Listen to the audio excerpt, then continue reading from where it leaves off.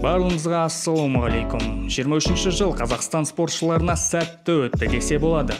Сол себептен 23-ші жылы Қазақстаннан бүкіл әлемге әйгілі болған спортшылардың тізімін жасайық. Осы өтіп келе жатқан жыл біздің ел үшін тарихи сәт болды десе болады. Ризабек Айтмұхан еркін күрестен әлем чемпионы атанған тұңғыш қазақ палуаны. Еркін күрестен 92 килограммға дейінгі салмақтың финалында Ризабек әзербайжандық Осман Нұрмагомедовпен күш сынасып, соңғы секундтарда жеңіске жетті. Есеп 5-2 болып аяқталды. Осылайша ол еліміз егемендік алғаннан бері әлем чемпионатында еркін күрестен алтын медаль алған тұңғыш әрі ең жас қазақстандық палуан атанды. Құрамында 17 жүлдені иеленген, оның 5-еуі күміс, 12-сі қола медаль. Ризабек Айтмұхан биыл өзі қатысқан барлық жарыста жеңіс тұғырына көтерілді. Келесі бүкіл әлемге әйгілі болған UFC файтері әрине Шавкат Рахмонов. Биыл Шавкат екі әдемі қарсыласу көрсетті. Екеуінде де сабмишнмен аяқтады. Джефф Нил мен Томпсонды жеңіп, қазір ең мықты ММА лигасында 3-ші орында тұр. Бірақ қазіргі чемпионның айтуынша, Рахмонов келесі жекпе-жегі поясқа болуы керек. Келесі 24-ші жылы Шавкат біздің елге UFC-дің чемпиондық белбеуіне келуіне шын жүректен сенеміз.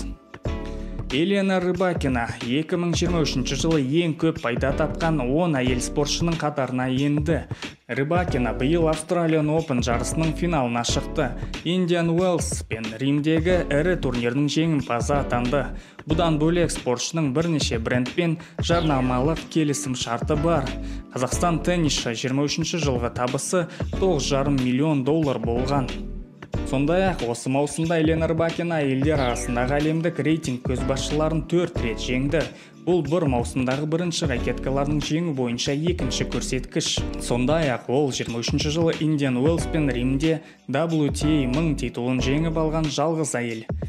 Жәнібек Әлімханұлы бокстан әлемге танымал чемпион. 30 жастағы қазақстандық боксшы біріккен жекпе-жекте Германиядан келген әлем чемпионы Винченцомен жекпе-жек өткізіп, мерзімінен бұрын жеңіске жетті. Чемпиондық белдікке WBO дүниежүзілік бокс ұйымының атынан Әлімханұлы екінші титулды IBF халықаралық бокс федерациясының атынан қосылды.